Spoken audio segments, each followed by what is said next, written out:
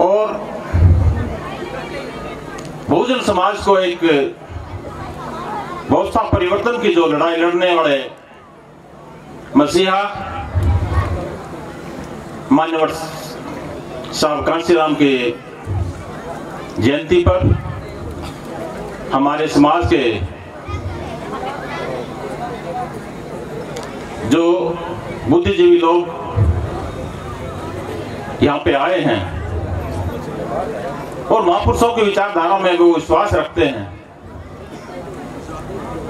उन सभी को मान्यवर साहब कांशीराम की जयंती पर मैं शुभकामनाएं देता हूं। और मान्यवर साहब कांशीराम ने अपने 72 इयर्स की आयु में उसमें से करीब 40 साल इस समाज को जगाने के लिए, इस समाज की जो दशा है उसको नई दिशा देने के लिए अपने 47 साल इस समाज को दिए और इतना निछावर करने के लिए, इस समाज को दिशा देने के लिए उन्होंने अपने एक क्लास 1 ऑफिसर की जो पोस्ट है उससे भी रिजाइन किया था। आज हमारा समाज जो उन महापुरुषों की विचारधारा को जानते हुए भी कुछ एक चुनिंदा लोग समाज में, गली में, मोहल्ले में उन विचारों पर खरा उतरते हैं और मान्यवर साहब कांशीराम ने जो व्यवस्था परिवर्तन की बात की थी वो हमारे समाज को हक अधिकार दिलाने के लिए और जो व्यवस्था है उस व्यवस्था में परिवर्तन कैसा लाया जाए उस पे उन्होंने बहुत कुछ किया। उन्होंने सामाजिक तौर पर सोशल संगठन डीएस फोर्ट नाम का एक संगठन बनाया। इसके बाद में हमारे समाज के जो जितने कर्मचारी हैं उनको भी जिम्मेदारी दी, उनको बाम सेफ के एक फेडरेशन बनाया, उनको भी अपनी जिम्मेदारी निभानी चाहिए थी और राजनीतिक तौर पे भी उन्होंने एक प्लेटफॉर्म दिया। परंतु आज बड़े दुख के साथ कहना पड़ रहा है कि हमारा समाज अपने छोटे छोटे संगठनों के नाम पर अपने व्यक्तिगत स्वार्थ के लिए अपने आप को कहीं ना कहीं सेट रखते हैं। मीन्स कि वो जब मान्यवर साहब कांशीराम जैसे महान योद्धाओं और व्यवस्था परिवर्तन करने वाले लोगों की बात करते हैं तो उनको अपने संगठनों को इस तरह से नहीं बेचना चाहिए, क्योंकि इन संगठनों के बारे में मान्यवर साहब कांशीराम के टाइम भी, समय भी ये बहुत सारे संगठन थे और उन्होंने उसी टाइम बोला था कि ऐ मेरे समाज के लोगों, ऐ मेरे बहुजन लोगों, मैंने आपके लिए एक कुआं खोद दिया है, आपको अलग से बिल खोदने की कोई जरूरत नहीं है। और वो बिल क्या है आप अच्छी तरह जानते हैं। परंतु आज भी हमारा समाज हक अधिकार के लिए लड़ता है। चुनिंदा लोग हैं वो भी संविधान बचाने की लड़ता है, परंतु संविधान बचता कैसे है? संविधान को बचाने वाले वो लोग कौन हैं? संविधान तो पार्लियामेंट में जो लोग बैठे हैं वो संविधान बचाते हैं, और वो जो लोग हैं वो संविधान बचाने में सहयोग नहीं करेंगे। जब 100 पॉइंट रोस्टर पे बात आई तो ये नालायक 131 लोग ऊपर बैठे थे, इन्होंने कोई मुंह नहीं खोला था।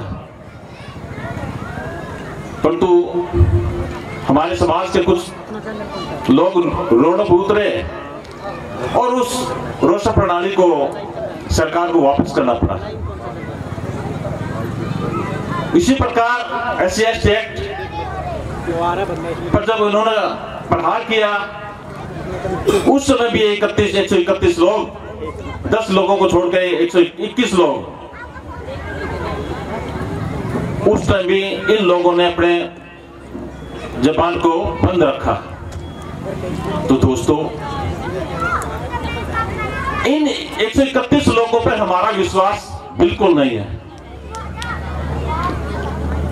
और यही प्रदेश में हमारे समाज से 17 दूसरे रिप्रेजेंटेटिव भी जाते हैं, और उन 17 लोगों का हमने 2001 से 2010 तक और 10 से 15 के बीच में 15 साल के आसपास का हमारे पास आके ऐसे रिकॉर्ड हमने मांगा कि भी 17 जो MLA बढ़ते हैं रिजर्व सीट से, उन्होंने SC समाज के लिए, BC समाज के लिए कोई वेलफेयर का कोई विधानसभा में कोई क्वेश्चन उठाया तो वहां से 15 साल का RTI में जवाब दिया कि इन लोगों ने एक भी क्वेश्चन SC BC के वेलफेयर के लिए कोई विधानसभा में क्वेश्चन नहीं उठाया। इतने नालायक लोग हैं ये। तो इन नालायक लोगों का अल्टरनेटिव क्या है? आज ये जो नालायक लोग हैं, ये जिस पार्टी से आते हैं वो उन्हीं के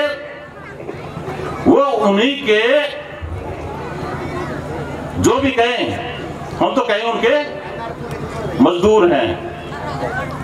और ये बात बाबा साहब के टाइम में थी, और उसी बात को आगे बढ़ाने के लिए मान्यवर साहब कांशीराम ने अपना, जो बाबा साहब को दिक्कत आई, बाबा साहब ने जो मिशन को छोड़ के गए थे, उसी मिशन से आगे मान्यवर साहब कांशीराम ने आगे बढ़ाने का काम किया था। परंतु आज भी हमारे समाज के लोग इस बात को समझ नहीं पा रहे हैं कि जो हम हक अधिकार की बात करते हैं, हम संविधान की बात करते हैं, तो बड़ा मुश्किल है कि हम अपने इस तरह से अलग अलग संगठनों में बटे होने के कारण हम अपने अधिकार बचा पाए। परंतु हमारे को निराश होकर घर पर नहीं बैठना, और जैसे तैसे हमारे महापुरुषों की विचारधारा को आगे बढ़ाना है, और विचारधारा कभी बढ़ती नहीं है।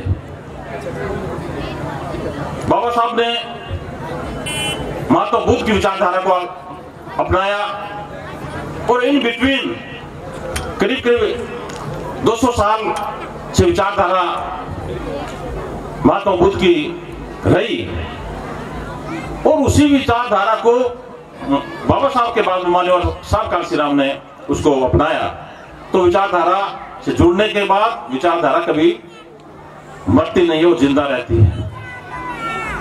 और रही बात 21वीं सदी हमारी है, इस पर भी हमारे को सोचना है, और 21वीं सदी हमारी है कि इसका मतलब ये नहीं है कि हमारा शासन होगा। तो शासन हो और सत्ता प्राप्ति की तरफ हमारे को बढ़ना है, क्योंकि सत्ता के साथ सब कुछ। ये बात मान्यवर साहब कांशीराम अच्छी तरह जानते थे, और बाबा साहब ने इस बात को अच्छी तरह से हमारे समाज के लोगों को बताया कि political power is the master की, कि पॉलिटिकल पावर के बगैर बड़ा मुश्किल है, क्योंकि हम अपने हक अधिकार के लिए लड़ते तो हैं, परंतु हमारी सत्ता न होने के कारण हमारे समाज को बहुत नुकसान होता है। जब SC/ST एक्ट जो हमारा कवच है उसको हटाने के लिए दूसरी सरकारों ने प्रहार किया, उस एजिटेशन में हमारे समाज के लोगों पर 2,62,000 FIR दर्ज हुई थी और उनमें से 5,000 के आसपास जो लोग 6-6 महीने तक जेल में सड़े रहे थे। तो इसलिए हमारे को संघर्षशील रहना है, एजुकेट होना है, संघर्षशील होना है और ऑर्गेनाइज भी होना है। और इन तीनों जो बाबा साहब ने हमारे को इस समाज को दिशा निर्देश दिए, इसी के कड़ी में ये संस्था बदलाव सोसाइटी जो काम कर रही है, जो कि बहुत ही बड़ी सराहनीय है। और आज के प्रोग्राम में जो